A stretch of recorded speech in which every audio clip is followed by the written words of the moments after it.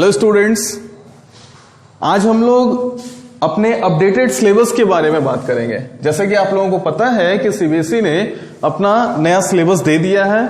चूंकि लॉकडाउन था, कोरोना कोविड-19 के कारण हमारा जो कि पढ़ाई बहुत ज्यादा डिस्टर्ब हुआ, दैट्स वाई उन्होंने क्या किया है, हमारे ईच एंड एवरी सब्जेक्ट में 30% चीजों को डिडक्ट किया है, 30% टॉपिक्स को डिडक्ट किए गए हैं। तो आइए जरा हम लोग बात करते हैं। सबसे पहले हम 9th स्टैंडर्ड का चर्चा करेंगे। 9th स्टैंडर्ड में क्या क्या चीजें हुई हैं उनके बारे में हम लोग देखेंगे। बच्चों, ये पूरा होल सिलेबस जो डिलेटेड हुए हैं या फिर जो नया सिलेबस आया है उसको आप CBSE academic.nic.in पे भी आप सर्च कर सकते हैं। आप वहां से भी आपको ये मिल सकता है। लेकिन फिर भी बहुत ज्यादा टेक्स्ट आ रहे थे कि सर अपडेटेड सिलेबस एक बार उसको क्लियर कर दीजिए, कुछ समझ में नहीं आ रहा है, कौन सा पोर्शन डिलीट हुआ है, कौन सा पोर्शन हम लोगों ने अभी रिवाइज करना है फिर से।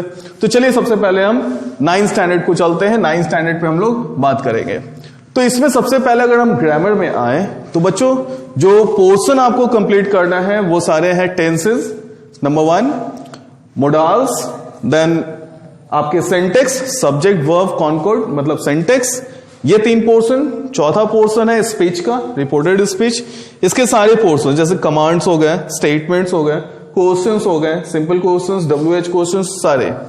एंड देन 5वां डिटरमाइनर्स। बस इसी 5 टॉपिक्स को हम लोगों ने डिस्कस करना है, हम लोगों ने पढ़ना है।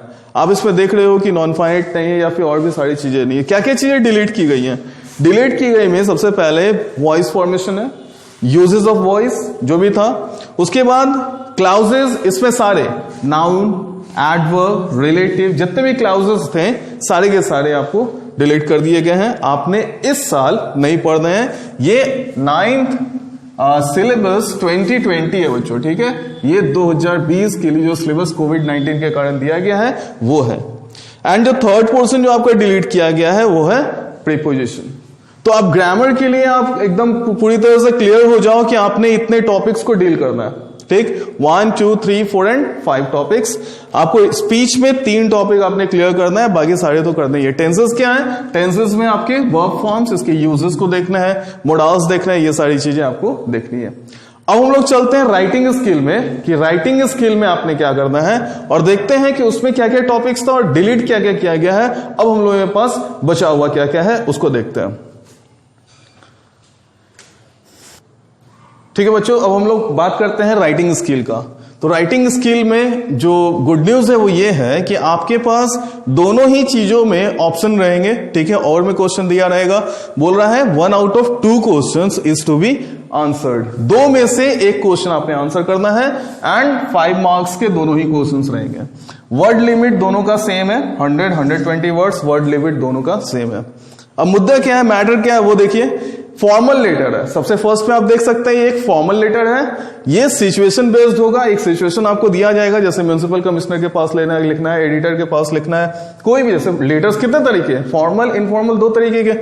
तो फॉर्मल लेटर्स को हम लोगों ने लिखना है, लेकिन वहां पे सिचुएशन आपको दिया जाएगा, उस सिचुएशन के अकॉर्डिंग आपने काम करना है।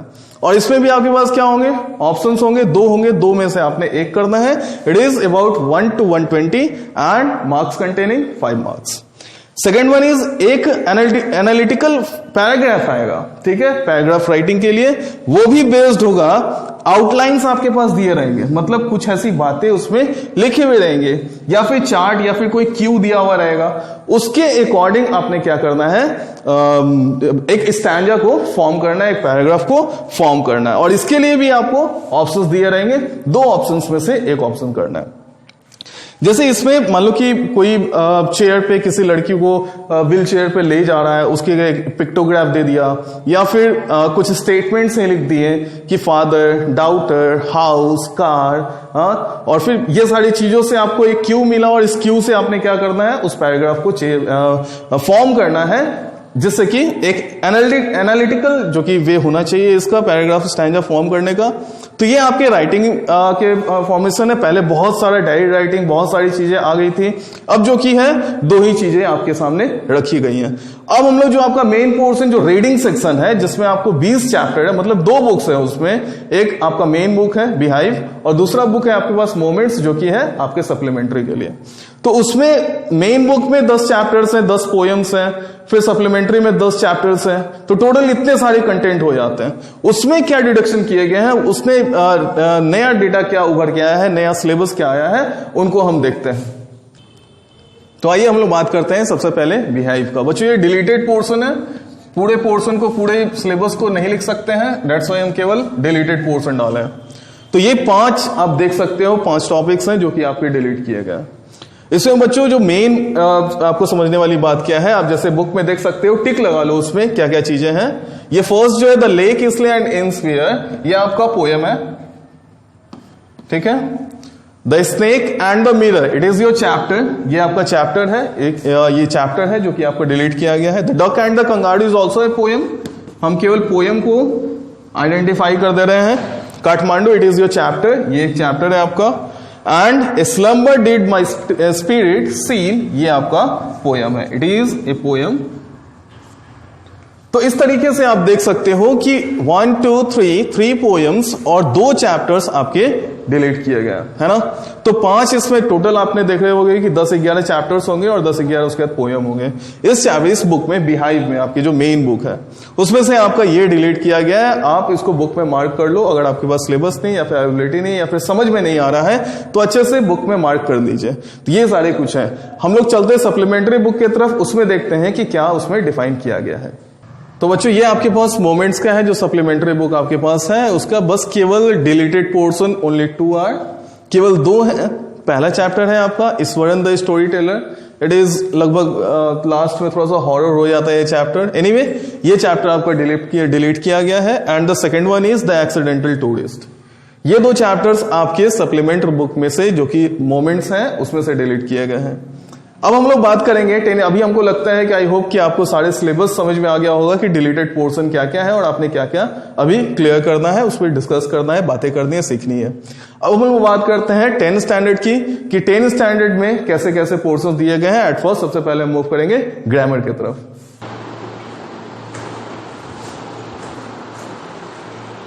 तो बच्चों हम लोग मूव करते हैं फर्स्ट फ्लैग 10 स्टैंडर्ड की तरफ। अब हम लोग जो सिलेबस कर रहे हैं वो 10 स्टैंडर्ड का कर रहे हैं।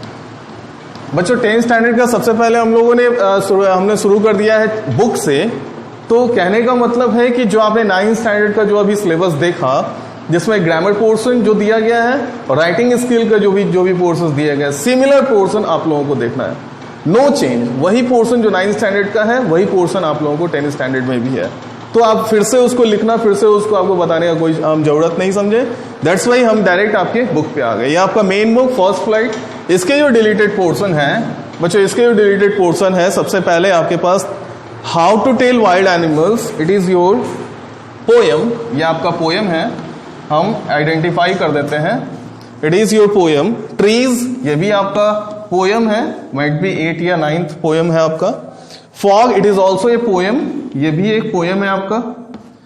And there 2 chapters, Mijbil the otter, the Annie Gregory, ये both are chapters you have given. तो आपके 5 टॉपिक्स आपके जो है कि डिलीट किए गए हैं, जिसमें से 3 आपके पोएम्स हैं और 2 आपके चैप्टर्स हैं। ये आपने डिलीटेड पोर्शन है। अब बाकी के चैप्टर्स को हम लोग अभ्यास करेंगे, प्रैक्टिस करेंगे। इसी में आपके सप्लीमेंट्री का भी मैंने दे रखा है। सप्लीमेंट्री में क्या है, फुटप्रिंट्स विदाउट फीट, ये जो आपकी सप्लीमेंट्री बुक है, इसमें आपके 3 चैप्टर्स डिलीट किए गए हैं। At first number 1 the midnight visitor, number 2 A question of trust, ये भी है। And the third one the drama, ये आपके लास्ट में ड्रामा दिया है, the book that save the earth. ये ड्रामा भी आपने क्या हुआ है, डिलीट हुआ है। तो आई होप कि आपको सारी चीजें क्लियर हो गई होंगी आप इंग्लिश में कि कैसे कैसे चैप्टर्स आ रहे हैं, कैसे कैसे हम लोगों ने इसको फिर से डिस्कस करना है, कैसे कैसे पढ़ाई करना है। ठीक है, तो अब आपके ऊपर है कि आप कैसे पढ़ाई कर रहे हो। रेगुलर क्लासेस लीजिए, रेगुलरली आप सारे वीडियोस को देखिए और हम लोगों के साथ जुड़े रहिए। All the best for you. And फिर बाद में जो भी चीजें आपको कोई भी प्रॉब्लम होगा तो आप हमको टेक्स्ट कर सकते हैं, आपको सारे दिए जाएंगे। All the best, thank you.